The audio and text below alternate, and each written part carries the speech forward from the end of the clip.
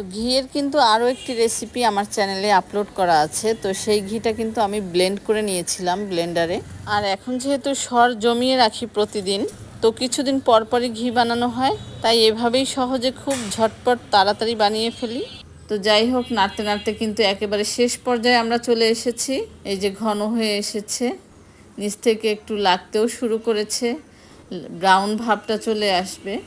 তো এই পর্যায়ে কিন্তু চেষ্টা করবেন নাড়াটা বন্ধ না করতে, এবং যতটা সম্ভব চুলার কাছে দাঁড়িয়ে থেকেই এই কাজটা করতে হবে। আমি যেভাবে আজকে ঘি বানালাম, এভাবে কিন্তু যে কেউ ঘি বানাতে পারবে। তো মাশাল্লাহ, কত সুন্দর হয়েছে। আমি কিন্তু আমার এইভাবে ঘি বানানো দেখে আমি নিজেই সব সময় মুগ্ধ হয়ে যাই।